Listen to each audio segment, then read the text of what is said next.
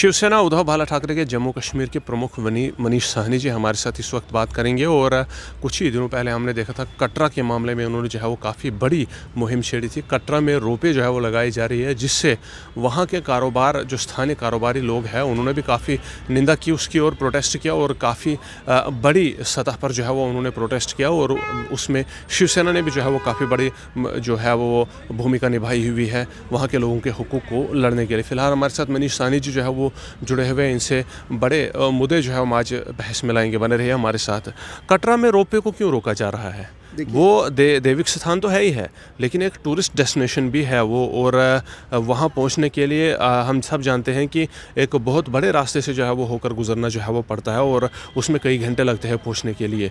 तो अगर ऐसे में रोपवे लग जाए और वहाँ पर रोपवे से जो है वो डायरेक्ट, हेलीकॉप्टर की तो सर्विस पहले ही है, अगर रोपवे से डायरेक्ट जो है वो श्रद्धालुओं को वहाँ पहुँचाया जाए तो इसमें कौन सी जो है वो ऐसी बात है जिससे कि इतना बड़ा प्रोटेस्ट देखा गया? देखिए, आपने रोजगार की बात की, मगर कहीं ना कहीं ये हमारी धार्मिक आस्था पर प्रहार है। जो श्री माता वैष्णो देवी का यात्रा स्वरूप जिसको कहा जाता है, माता की कथा के अनुसार और तमाम पौराणिक जो यात्रा का रूट हुआ करता था, जिसको हम जो यात्रा का स्वरूप था, उसको पूरी तरह से जो है तहस नहस किया जा रहा है। यानी हमारी धार्मिक आस्था के साथ जो है वो खिलवाड़ किया जा रहा है। ये कोई टूरिस्ट डेस्टिनेशन नहीं है। आप भी कह रहे थे टूरिस्ट डेस्टिनेशन है, ये एक धार्मिक स्थल है। यहाँ पर जो है हजारों लाखों की तादाद के अंदर जो है भगत माता के दरबार के अंदर माथा टेकने आते हैं। देखिए, हमें विकास से श्रद्धालुओं को सुविधाएं देने को लेकर बिल्कुल कोई परहेज नहीं है, ये पूरी तरह से साफ है। हम भी चाहते हैं कि यात्रियों को, श्रद्धालुओं को जो है ज़्यादा से ज़्यादा सुविधाएं दी जाएं, और श्राइन बोर्ड जो है इसको लेकर कई तरह के प्रयास कर रहा है, और हमने बहुत बार जो है श्राइन बोर्ड की सराहना भी की है। देखिए, जहाँ तक आप हेलीकॉप्टर सेवा की बात कर रहे हैं, बिल्कुल ठीक है। अगर हेलीकॉप्टर सेवा मौजूद है तो फिर रोपवे किस लिए? रोपवे से देखिए क्या होने जा रहा है, मैं आपके दर्शकों को पूरा विस्तार से बताऊं। जो माता वैष्णो देवी का पौराणिक मार्ग है, जहाँ पुराने जो है दशकों से जो है यात्रा चली आ रही है, उससे 2.5 से 3 किलोमीटर हटकर जो है एक नया वैकल्पिक मार्ग बनाया गया है, जिसको ताराकोट मार्ग कहते हैं। वहाँ पर जो है रोपवे परियोजना लगाई जा रही है। अब माता की यात्रा का स्वरूप क्या होता है? पहला दर्शन कौल कंडोली जो नगरोटा का मंदिर है, दूसरा दर्शन देवा माई जो कटरे के रास्ते में है, उसके बाद जो है बाणगंगा और आगे के जो है वो माँ के मंदिरों के दर्शन करते हुए भगत आगे की तरफ बढ़ते हैं। अब इस रोपवे परियोजना से क्या होगा? देखिए, पहले से ही माता वैष्णो देवी यात्रा को आपने आधा अधूरा बना दिया है। ना तो नगरोटा मंदिर में कौल कंडोली के दर्शनों का भक्तों को मालूम है, और ना ही दूसरा दर्शन देवा माई का। बिल्कुल, ये मैं दावे के साथ कह सकता हूँ कि आज जितनी यात्रा आ रही है उसमें से 90% लोगों को नहीं मालूम कि पहला दर्शन कौल कंडोली है, दूसरा देवा माई है। लोग सीधा कटरा पहुँचते हैं क्योंकि ट्रेन वहाँ के लिए उपलब्ध है। कटरा पहुंचकर वो अपना जो है आगे के दर्शन करने शुरू करते हैं। मगर अभी भी जो माता वैष्णो देवी का यात्रा स्वरूप है वो है कि आपको जो है बाणगंगा के आप दर्शन करते हो, चरण पादुका के दर्शन करते हो, फिर अर्धकुंवारी हाथी मत्था होते हुए आप माँ के पवित्र गुफा के अंदर जाते हो, जहाँ माँ सरस्वती, माँ काली और माँ वैष्णवी जो है पिंडी स्वरूप के अंदर आप उनका आशीर्वाद प्राप्त करते हो। अब ये रोपवे परियोजना से देखिए क्या होगा। जब रोपवे परियोजना एक तो 2.5 किलोमीटर मुख्य मार्ग से हटकर लग रही है, उस मार्ग पर ना तो भक्तों को बाणगंगा के दर्शन मिलेंगे, ना ही भक्तों को चरण पादुका के मंदिर के दर्शन कर पाएंगे, ना ही उनके रास्ते में अर्धकुंवारी गर्भ जून आएगा।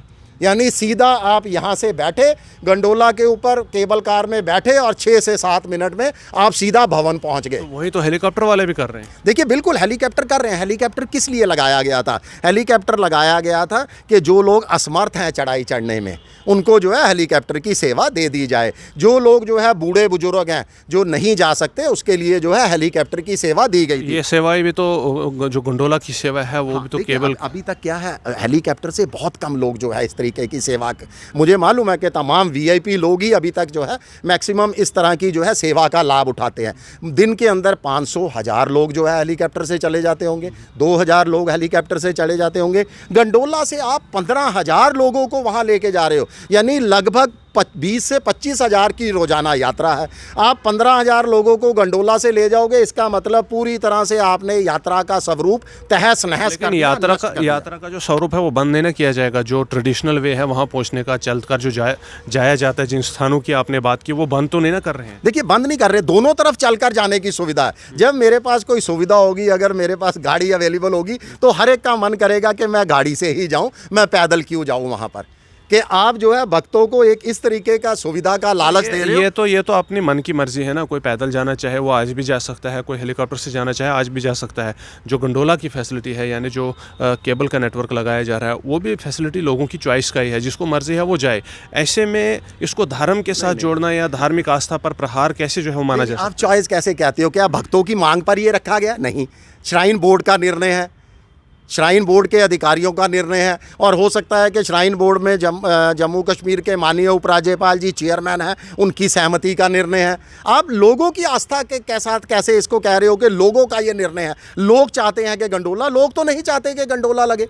लोग तो तमाम, आपने देखा है कि सड़कों पर हज़ारों लोग जो है वो कटरा के उमड़ रहे हैं। और जिस दिन हम कटरा के अंदर हम खुद धरना प्रदर्शन में शामिल होते, बहुत सारे श्रद्धालु भी उस धरना प्रदर्शन में आकर बैठे और नारेबाजी की उन्होंने श्राइन बोर्ड के। लेकिन फैसिलिटेट तो फिर भी करना है ना। देखिए, आपने कहा कि धर्म स्थान है, टूरिस्ट डेस्टिनेशन नहीं है, लेकिन कटरा का नाम जिस तरह से विश्व में फैला हुआ है उससे तो विश्व भर के आप जो है वो फॉरेन टूरिस्ट भी आते हैं देखने के लिए वहाँ पर। तो उनके लिए अगर हेलीकॉप्टर की सुविधा है तो केबल कार की सुविधा भी उनके लिए रखना कौन सी कोई अलग बात है? देखिए, बहुत बढ़िया। क्या देखने के लिए आते हैं? माँ की यात्रा का स्वरूप, किस तरह से जो है पहाड़ों से होकर माता रानी जो है अपने दरबार गुफा के अंदर पहुंची। अगर वो चीज़ ही आप नष्ट करने जा रहे हो जो गंडोला से जाएंगे, आप मुझे बताइए कि माँ के यात्रा जब करने जाते हैं ना, माँ की कथाओं में लिखा हुआ है कि जो भगत ये 14 किलोमीटर पैदल यात्रा करके मेरे दरबार के अंदर पहुँचेगा, मैं उसको भरपूर जो है दर्शन और आशीर्वाद दूंगी। आप उस दर्शनों से और उस आशीर्वाद से जो है भगत को दूर कर रहे हैं। और जो लोग वहाँ पर जाएंगे गंडोला में, क्या आने वाली जनरेशन को पता लग पाएगा कि पहला दर्शन बाणगंगा है, उसके बाद आपने चरण पादुका के दर्शन करने हैं, उसके बाद आपने अर्धकुंवारी के दर्शन करने हैं? नहीं पता लग पाएगा। देखिए, आप सुविधाएं दीजिए, आपने सुविधाएं देनी है, आप वहाँ पर एक बड़ा भंडारा लगाइए। हर गुरुद्वारे में, हर धर्मस्थल पर जो है भंडारे का आयोजन है, मगर माता वैष्णो देवी यात्रा के मुख्य मार्ग पर कोई भंडारा नहीं है। श्राइन बोर्ड के पास अगर इतनी कमाई है गंडोला लगाने के लिए, तो वहाँ भूखे गरीब, वहाँ गरीब लोग भी वहाँ माथा टेकने आते हैं, उनके लिए भंडारा लगाइए। इतने होटल हैं बेचारों के पास, फुटपाथ पे सोते हैं, आप एक धर्मशाला का निर्माण कीजिए, उनको सुविधा दीजिए। माँ के दरबार में वो आते हैं तो 1000-1500 का उनका कमरा लेता है, क्यों नहीं श्राइन बोर्ड जो है फ्री में एक धर्मशाला बहुत बड़ी सी वहाँ बना देता, जहाँ पर जो है लोग वहाँ पर विश्राम करें, सोएं। उसको खाली गंडोला में हमारी माता वैष्णो देवी यात्रा स्वरूप को बिगाड़ने की जो है वो जिद पर क्यों अड़ा हुआ है? इस जिद को त्यागना होगा। ये खाली जिद स्वरूप को ही नहीं बिगाड़ रही। आप देखिए आहिस्ता आहिस्ता क्या हो रहा है कि कटरा का व्यापार भी जो है पूरी तरह से चौपट हो जाएगा। जो गंडोला से लोग जाएंगे, वहाँ जो कई गरीब लोग जो है वहाँ पिट्ठू घोड़े की सेवाएं दे रहे हैं, उनके रोज़गार पर भी जो है आप तलवार लटका रहे हो। एक तरह तो आप रोज़गार देने की बात करते हो, दूसरा आप जो है हज़ारों लाखों लोगों को बेरोज़गार कर रहे हो वहाँ पर, जो है वहाँ पर रोज़गार कमा रहे हैं अपना। दो चीज़ें हैं। देखिए, एक तो आप स्वरूप को नष्ट कर रहे हो, दूसरा जो है उनके व्यापार को जो है वो पूरी तरह से आप उसको प्रभावित कर रहे हो, क्योंकि ताराकोट मार्ग 2.5 से 3 किलोमीटर बाहर है। अगर जो ताराकोट मार्ग से दर्शन करने के लिए जाएगा, वो कटरा के अंदर उसको आने की ज़रूरत नहीं है, वो कटरा बाज़ार में नहीं आएगा, वो कटरा के व्यापारियों से प्रसाद तक कुछ नहीं खरीदेगा, चाय नहीं पिएगा, वहाँ पानी नहीं पिएगा, और ताराकोट मार्ग पर कोई भी दुकान नहीं है, तो फिर कोई भी सुविधा नहीं है। आस्था के मुकाबले में व्यापार की जंग जो है वो ज़्यादा लग रही है। देखिए, हमारे लिए बिल्कुल व्यापार और आस्था दोनों आपस में जुड़े हुए हैं कि हर जगह पर धार्मिक स्थल पर जो है लोगों को माँ का आशीर्वाद होता है, वहाँ पर लोग रोजी रोटी भी अपनी कमाते हैं, और कटरा में तो माँ का भरपूर आशीर्वाद है। आप जम्मू देख लीजिए, जम्मू तो भुगत भोगी है, मैं तो कहूँगा इस चीज़ का। हमारे जम्मू संभाग के अंदर किस चीज़ का है? हमारे पास देखिए, ना तो कश्मीर जैसा बढ़िया मौसम है, ना ही कश्मीर जैसी वादियाँ हैं यहाँ पर, ना ही यहाँ पर डल लेक है, ना ही यहाँ पर गुलमर्ग है, ना पहलगाम है। हमारे पास क्या है जम्मू और कटरा के पास? माता वैष्णो देवी का आशीर्वाद, माँ वैष्णो देवी का धर्मस्थल, जिसके कारण हमारी अर्थव्यवस्था, हमारा व्यापार बहुत हद तक जो है माँ वैष्णो देवी आने वाले श्रद्धालुओं पर टिका हुआ है। और जम्मू का आपने व्यापार चौपट होता तो देख लिया है। जब से ट्रेन जो है वो कटरा जाना शुरू हुई है, जम्मू का व्यापार चौपट हो गया। जब से हाईवे निकला है बाहर से, हाईवे जो है जम्मू के बीच से अब होकर नहीं जाता, बाहर से लोग जो है श्री कश्मीर और कटरा चले जाते हैं, तो जम्मू का व्यापार को, जम्मू के लोगों को जो है भुगतना पड़ा है, टैक्सी वालों को, होटल वालों को, आम व्यापारियों को जो है इसका जो है खामियाजा भुगतना पड़ा है। तो अब यही चीज़ जो है वो कटरा के लोगों के साथ भी होने जा रही है। और उसके साथ साथ आप हमारी धार्मिक भावना को जो है उस पर भी जो है प्रहार कर रहे हो। माँ वैष्णो देवी का यात्रा स्वरूप जो है जो आप नष्ट कर रहे हो, हमारा एतराज़ जो है उसको लेकर है। देखिए व्यापारी कहीं ना कहीं दुकानें और भी सजा लेगा, व्यापारी जो है अपनी दुकानों को उठाकर वहाँ ताराकोट मार्ग पर भी ले जाएगा। हो सकता है श्राइन बोर्ड उनको वहाँ पर दुकानें अलॉट कर दे, हो सकता है एक बाज़ार आने वाले समय में वहाँ भी डेवलप हो जाए। पर क्या पवित्र बाणगंगा वहाँ लेके जाएगा श्राइन बोर्ड? क्या चरण पादुका का मंदिर यहाँ से उठाकर वहाँ ले जाएगा? नहीं लेके जाएगा ना। क्या वहाँ जो है अर्धकुंवारी का मंदिर उस रास्ते पर आ जाएगा? नहीं आएगा। वो तमाम श्राइन बोर्ड का इस मुद्दे पर जो है वो क्या फैसला है और क्या जो है वो अपना पक्ष रखता है? देखिए अभी तक श्राइन बोर्ड तो सिर्फ विचार विमर्श कर रहा है। जो हमें लोगों को कहा जा रहा है, जो कटरा के तमाम लोग जो हड़ताल पर हैं, जो उनको कहा जा रहा है कि हम विचार विमर्श कर रहे हैं, हम जो है माननीय उपराज्यपाल जी से बातचीत करेंगे, तमाम अधिकारी बैठेंगे, फिर सोचेंगे इसको लेकर क्या किया जाना चाहिए। मगर हमारा जो है मांग है कि श्राइन बोर्ड अपने अड़ियल रवैये को त्याग दे, हमारे धार्मिक स्थलों को पिकनिक स्पॉट ना बनाया जाए, हमारे धार्मिक स्थल जो है यात्रियों को सुविधाएं दी जाए, मगर इस तरह की सुविधा ना दी जाए कि यात्रा का स्वरूप बिगाड़ कर रख दिया जाए, यात्रा का स्वरूप तहस नहस करके रख। सर एक तरफ आपने अपने धर्म स्थानों की बात की और आपने कहा कि रोपे जो है वो बर्दाश्त नहीं की जाएगी, वहीं दूसरी तरफ देखा जाए माइनॉरिटीज़ के जो आस्थाएं हैं उन पर जो है वो काफ़ी इस बार जो है वो स्टेप्स उनके अगेंस्ट जो है वो उठाए जा रहे हैं। अजमेर शरीफ पर जो है वो सर्वे के ऑर्डर्स दिए गए और उसके बाद आपने देखा होगा एक और जगह पर जो है वो फायरिंग भी हुई है सुंबल में,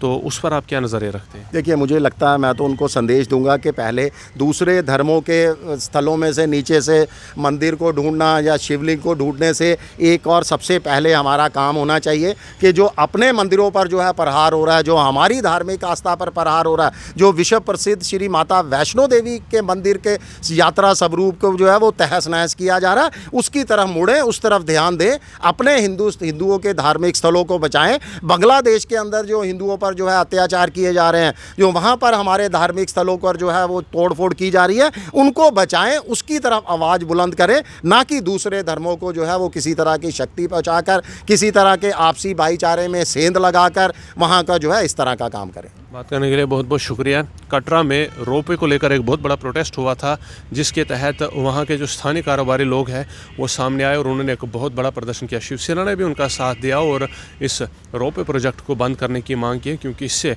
जो स्थानीय कारोबार है उस पर काफ़ी बुरा जो है वो असर पड़ने वाला है। फ़िलहाल के लिए अभी जो है वो ये प्रोटेस्ट जो है वो जारी है और अभी तक कोई फ़ैसला जो है वो इस पर नहीं आया है कि क्या ये रोपे जो है वो लगाई जाएगी या फिर इस प्रोजेक्ट को जो है वो रोक दिया जाएगा। अलबत्ता फिर हमने यहाँ पर शिवसेना प्रमुख जम्मू कश्मीर के प्रमुख मनीष सहनी से जो है वो कुछ खास बातचीत की और इनके विचार आप तक जो है वो साझा किए। इस रिपोर्ट में फ़िलहाल के लिए इतना ही।